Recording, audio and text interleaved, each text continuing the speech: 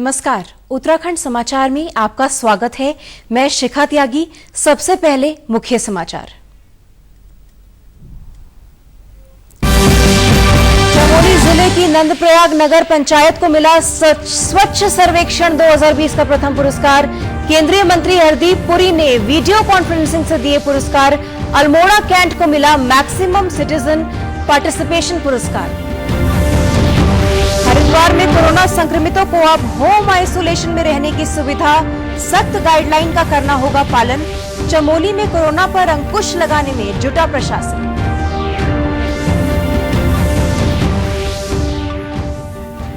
सामान्य पात्रता परीक्षा के लिए राष्ट्रीय भर्ती एजेंसी के गठन पर प्रदेश के अभ्यर्थियों ने जताई खुशी। साल में 2 बार दे सकेंगे सीईटी की परीक्षा, समय और पैसे दोनों की होगी बचत।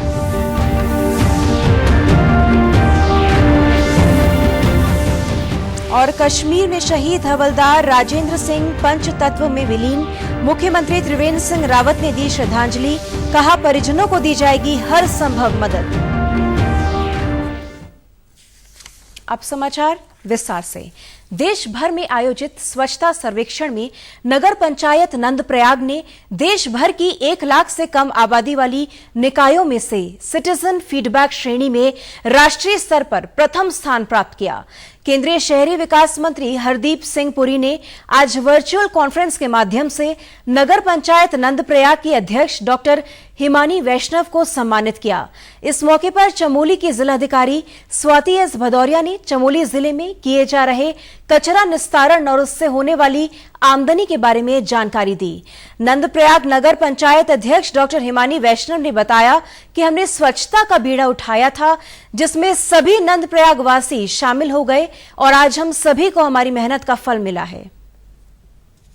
2020 में स्वच्छता सर्वेक्षण 2020 में नगर पंचायत नंदप्रयाग ने पूरे देश में बेस्ट सिटीजनशिप फीडबैक अवार्ड प्राप्त किया है। यह हम सब के लिए, पूरे उत्तराखंड के लिए, पूरे प्रदेशवासियों के लिए गर्व की बात है। और इसके लिए मेहनत हमने शुरू से ही, ऐसा नहीं कि 2 या 3 महीने की हमारी मेहनत रही है, हमारी मेहनत साल से ही लगी हुई थी। और हम लोगों ने सबसे पहले 2 बिंदुओं पे बहुत ध्यान दिया। पहले जन जागरूकता पे और दूसरा है सेग्रीगेशन पे।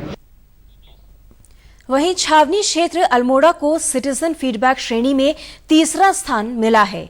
छावनी परिषद अल्मोड़ा की मुख्य कार्यकारी अधिकारी आकांक्षा तिवारी ने कहा कि ये पुरस्कार छावनी परिषद के कर्मचारियों और वहां के लोगों की सहभागिता का परिणाम है।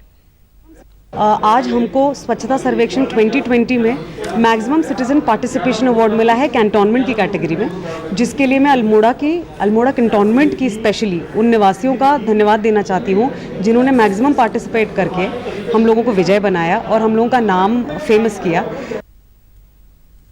प्रदेश में कोरोना के बढ़ते प्रसार को देखते हुए सरकार ने कोविड-19 पर अंकुश लगाने के लिए सख्त कदम उठाए हैं। कोरोना नियमों का उल्लंघन करने पर जुर्माना देना होगा। प्रदेश सरकार ने उत्तराखंड राज्य महामारी कोविड-19 विनियमावली 2020 के तहत 100 रुपए जुर्माने से लेकर 1000 रुपए जुर्माना वसूलने का प्रावधान किया है।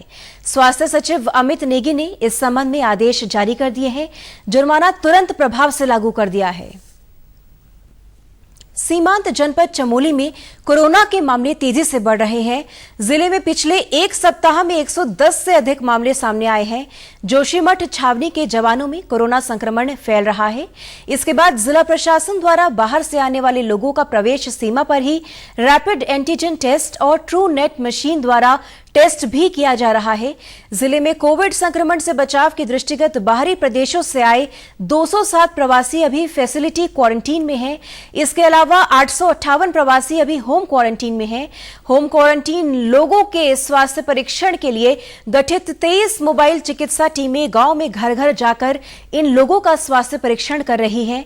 जिलाधिकारी स्वाति एस भदौरिया ने सभी प्रवासियों को क्वारंटीन नियमों का पालन करने और नियमों का उल्लंघन करने वालों के खिलाफ सख्त कार्रवाई के निर्देश दिए हैं।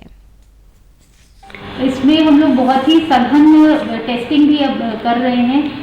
जो भी हमारे जिले में आ रहा है सभी की टेस्टिंग की जा रही है। साथ में कई कुछ मार्केट एरिया में जैसे कर्णप्रयाग के पास में या चमोली के पास में कुछ अगर केसेस आ रहे हैं तो पूरी लोकेलिटी की भी टेस्टिंग की जा रही है सो एज टू इंश्योर कि कोई भी हमारा पेशेंट या कोई भी व्यक्ति अनटेस्टेड ना जाए, जो भी हमारा कैरियर हो सकता है। और इसके अतिरिक्त जो हमारे आर्मी के कई सारे लोग हैं, लगभग 28 लोग आर्मी से पॉजिटिव आ चुके हैं, तो उनसे भी कोऑर्डिनेशन करके काम किया जा रहा है। और हमारी जितनी भी कोविड केयर फैसिलिटीज़ हैं उन सब में व्यवस्थाएं अच्छी हैं। देश में कोविड-19 के मरीजों की संख्या लगातार बढ़ रही है। इस कारण केंद्र सरकार ने नई गाइडलाइन तैयार की है। इसके तहत कोरोना मरीज को होम आइसोलेट किया जा रहा है। हरिद्वार प्रशासन ने जिले में कोरोना मरीजों की बढ़ती संख्या को देखते हुए अब मरीजों को होम आइसोलेशन की अनुमति दे दी है। हरिद्वार के अपर मुख्य चिकित्सा अधिकारी डॉक्टर HD शाक्या ने बताया कि होम आइसोलेशन में रहने वाले कोरोना संक्रमित मरीजों के लिए सख्त नियम बनाए गए हैं। गाइडलाइन के अनुसार कि जो परिवार है उसमें 60 साल के ऊपर कोई ना हो, कोमॉर्बिड कोई ना हो, बच्चे उस परिवार में ना हो, कोई बीमार उस परिवार में ना हो, और उसके साथ साथ जिस परिवार में जिसको पॉजिटिव है उसके लिए लेटरिन बाथरूम कमरा अलग होना चाहिए। उसके लिए फिर एक केयर टेकर होना चाहिए, उसका भी लेटरिन बाथरूम वो सब अलग होना चाहिए। और जो अलग जो परिवार जो भी हैं उनके लिए बिल्कुल सेपरेट व्यवस्था होनी चाहिए। तो उसमें अंडरटेकिंग लेते हैं। अंडरटेकिंग में एक तो जो पॉजिटिव केस होता है उसका मोबाइल नंबर रहता है, और उसका जो केयर टेकर होता है उसका मोबाइल नंबर रहेगा। क्षेत्रीय नोडल अधिकारी डॉक्टर विवेक खन्ना का कहना है कि होम आइसोलेशन में रहने वाले व्यक्तियों के लिए अलग से गाइडलाइन बनाई गई है। मानकों को पूरा करने वाले मरीजों को ही घर पर रहने की छूट दी गई है। कंट्रोल रूम से उनकी मॉनिटरिंग की जाती है।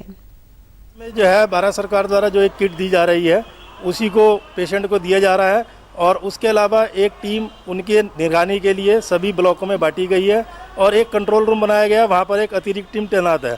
जिस भी व्यक्ति को होम आइसोलेशन में कोई दिक्कत होती है तो वो उस टीम से संपर्क करता है। वो टीम वहाँ जाकर उसका चेकअप करती है और उसे तुरंत मेला अस्पताल में रेफर किया जाता है। उधर कोरोना संक्रमण से लड़कर जीती युवती आयुषी का कहना है कि कोविड-19 से लड़ने में प्रशासन ने उसकी हर संभव मदद की, जिसकी वजह से वो स्वस्थ होकर सामान्य जिंदगी जी रही है। टाइम टू टाइम हमें मेडिसिन प्रोवाइड मिली है, हमने खाई भी है, और फिर डॉक्टर्स भी चेक करने आते थे। फिर मतलब जो भी प्रॉब्लम्स इशू थे वो भी उन्होंने मतलब सॉर्ट आउट किया। केंद्र सरकार ने सामान्य पात्रता परीक्षा के लिए राष्ट्रीय भर्ती एजेंसी का गठन किया है। ये एजेंसी ग्रुप बी और ग्रुप सी के गैर तकनीकी पदों के लिए उम्मीदवारों के चयन के लिए सामान्य पात्रता परीक्षा आयोजित करेगी। उम्मीदवार का CET स्कोर परिणाम घोषित करने की तिथि से 3 वर्ष तक मान्य रहेगा। उम्मीदवार आयु सीमा पूरी होने तक जितनी बार चाहे CET विषय में परीक्षा दे सकते हैं। केंद्र सरकार के इस फैसले के बाद उत्तराखंड में प्रतियोगी परीक्षाओं की तैयारी में जुटे उम्मीदवारों में खुशी है। युवाओं के अनुसार कॉमन एलिजिबिलिटी टेस्ट यानी CET से SSC, रेलवे और बैंकिंग की प्रारंभिक परीक्षाओं के लिए अलग अलग टेस्ट देने की परेशानी अब समाप्त हो जाएगी। अलग अलग सिचुएशन होती थी, उसमें हर अलग अलग पेमेंट जाती थी, तो वो चीज़ थोड़ा सा ये कि थोड़ा सा सहूलियत मिलेगी हमें कि मतलब एक ही पेपर का पूरा ब्यौरा हो रहा है। और इसमें ये रहेगा कि हमें मतलब दिक्कत नहीं आएगी कि उसका फॉर्म देखना है, इसका फॉर्म देखना है, या मतलब है कि हमारी फीस इतनी जाएगी या हमें रिफंडेबल तो कुछ नहीं होता है। लेकिन हमें ये रहेगा कि टेंशन नहीं रहेगी उस चीज़ की कि हमें अलग अलग स्टडी करनी पड़ रही है, अलग अलग मुद्दे पर बात करनी पड़ रही है। कभी बैंक का है, रेलवे का है, या किसी चीज़ का भी पेपर है, तो इसमें हमें ये रहेगा कि हाँ साइको हमारा एक ही पार्ट पर रहेगा कि हमें ये चीज़ करनी है। प्रतियोगी परीक्षाओं की तैयारी करा रहे एक संस्थान के निदेशक नरेंद्र सिंह रावत के मुताबिक CET से प्रतियोगी परीक्षाओं पर लगने वाले पैसे और समय दोनों की बचत होगी। देखिए, सबसे पहले ये वाकई में एक समय की एक बहुत बड़ी ज़रूरत थी, जो कि हमारी केंद्र सरकार ने एक उचित कदम उठाया है, ताकि जो प्रिलिमिनरी एग्ज़ाम्स जो था वो कम से कम एक एकीकृत प्रक्रिया में आएगा। तो अलग अलग विभागों को अलग अलग एग्जाम ना करा के एक ही प्लेटफॉर्म से उनको एक प्रकार से आप कह सकते हैं कि एक प्रकार से जो है छटनी शुरू में हो जाएगी, और फिर जो मेंस एग्जाम है वो अलग अलग विभाग अपना अपना करा सकते हैं। नेशनल रिक्रूटमेंट एजेंसी अभी एक वर्ष में 2 बार सीईटी का आयोजन करेगी। इन परीक्षाओं में अभी तक केवल 2 भाषाओं में ही प्रश्न पूछे जाते थे और ये भाषाएं आमतौर पर हिंदी और अंग्रेजी ही हुआ करती थी, लेकिन अब छात्रों को 12 भाषाओं में प्रश्न पत्र हल करने का विकल्प दिया गया है। उत्तराखंड राज्य अधीनस्थ सेवा चयन आयोग के सचिव संतोष बडोनी ने कहा कि एजेंसी के गठन से राज्य सरकारों की भर्ती एजेंसियों को भी राहत मिलेगी, परीक्षा का खर्च कम होगा और पारदर्शिता भी रहेगी। उम्मीदवारों पर अधिक बोझ नहीं होगा। बड़ा जटिल काम है, उसका परिणाम निकालने से लेकर बहुत एक लंबी प्रक्रिया है, तो इस लिहाज से ये निर्णय बहुत ही अच्छा है कि एक कंबाइंड टेस्ट होगा। 1 साल की मेरिट 3 साल तक चलेगी और आप अपना स्कोर भी इम्प्रूव कर सकते हैं। जो 29 साल में जो एग्ज़ाम होंगे उसमें आप स्कोर इम्प्रूव कर सकते हैं, तो वो भी अपॉर्चुनिटी बच्चों को मिली है। तो बच्चा, क्योंकि उसका एक्टिव 3 से 5 साल ही होता है, उसके बाद वो ढीला पड़ जाता है, तो उसको 3 साल तक अपना स्कोर इम्प्रूव करने को मिलेगा। प्लस कई सारे विभागों में उसे सिलेक्शन का एक बार मौका मिलेगा, क्योंकि कभी कभी जो है वेटिंग नहीं जाने से, कागजी कार्रवाई नहीं होने से वो वेटिंग्स वगैरह जो कुछ पद बचे रहते हैं वो भी बच्चों को नहीं मिल पाते हैं। तो मुझे उम्मीद है कि इन 2 लिहाज से तो ये निर्णय बहुत अच्छा है। ये परीक्षा के खर्च को कम करेगा। विधानसभा अध्यक्ष प्रेमचंद अग्रवाल ने आज राष्ट्रमंडलीय संसदीय संघ की कार्यकारी समिति की ऑनलाइन बैठक में भाग लिया। इस बैठक में कोविड-19 के कारण संघ की कार्यकारी समिति में विभिन्न गतिविधियों से होने वाली हानि के संबंध में चर्चा की गई। बैठक के दौरान विधानसभा अध्यक्ष प्रेमचंद अग्रवाल की पहल पर आम सहमति बनी कि कोविड-19 के कारण बहुत से छोटे देशों पर विशेष रूप से आर्थिक बोझ पड़ा है, इसलिए वर्ष 2020 में यदि सदस्य देश वार्षिक शुल्क नहीं दे पाते तो इस आधार पर इस वर्ष किसी भी शाखा का निलंबन नहीं होगा। मुख्यमंत्री त्रिवेंद्र सिंह रावत ने कहा है कि गढ़वाल राइफल्स के शहीद जवान राजेंद्र सिंह के परिजनों को अनुमन्य सहायता राशि दी जाएगी। उन्होंने कहा कि शहीद की पत्नी को उनकी शैक्षिक योग्यता के आधार पर राजकीय सेवा में नौकरी दी जाएगी। मुख्यमंत्री ने आज देहरादून में 11वीं गढ़वाल राइफल्स के हवलदार राजेंद्र सिंह के पार्थिव शरीर पर पुष्प चक्र अर्पित कर श्रद्धांजलि दी।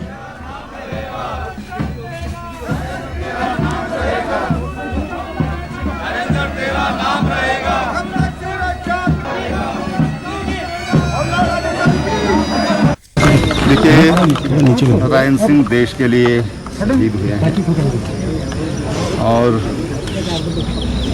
8 महीना लगभग उनके परिवार को प्रतीक्षा करनी पड़ी। बहुत लंबा धैर्य उनको धारण करना पड़ा, लेकिन हमारे उनके जो साथी सैनिक हैं वो उनकी देह को ढूंढ कर लाए हैं, जो 8 महीना तक लगभग बर्फ में दबी रही। हमारे उनके प्रति, उनके परिवार के प्रति पूर्ण सहानुभूति है। शहीद को श्रद्धांजलि है। शहीद हवलदार राजेंद्र सिंह का आज सैनिक सम्मान के साथ हरिद्वार में अंतिम संस्कार किया गया। गौरतलब है कि शहीद हवलदार राजेंद्र जम्मू कश्मीर में तैनात थे और जनवरी में लापता हो गए थे। हाल में ही सेना को उनका शव मिला। प्रदेश में अगले 3 दिनों तक मौसम साफ रहने की संभावना है। इस कारण पर्वतीय जिलों में बारिश और भूस्खलन से लोगों को राहत मिल सकेगी। इस बीच प्रदेश में 100 से अधिक मार्ग भूस्खलन से बाधित हैं। देहरादून में आज सुबह हल्की बारिश हुई, लेकिन दोपहर बाद मौसम सुहाना हो गया।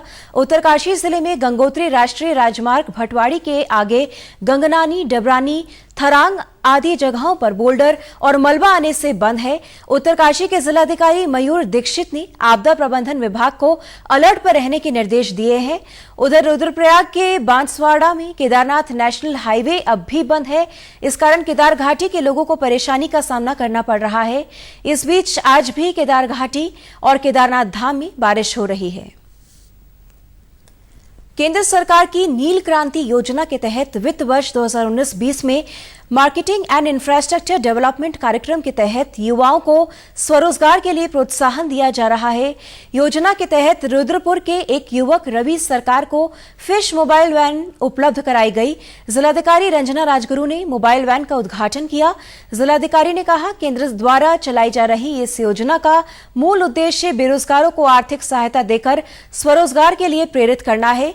योजना के तहत रवि को शासन की तरफ से 4 लाख रुपए की सब्सिडी दी गई है। देखिए, आज मत्स्य विभाग द्वारा एक इनकी स्कीम चलती है मात्स्यिकी प्रबंध का समन्वित मात्स्यिकी प्रबंध कार्यक्रम। ये एक स्कीम है मत्स्य विभाग की। उसमें इन्होंने आज एक जगतपुरा के रहने वाले हैं रवि सरकार जी, उनको एक फिश मोबाइल वैन दिया है जिसमें वो 4 लाख की सब्सिडी गवर्नमेंट की तरफ से दी गई है। और उनसे मैंने पूछा इसका जो पूरी कॉस्ट है वो लगभग 6 लाख के करीब वो बता रहे हैं, तो उसमें 4 लाख की गवर्नमेंट की तरफ से अनुदान दिया जा रहा है। इसी के साथ समाचार समाप्त हुए। नमस्कार।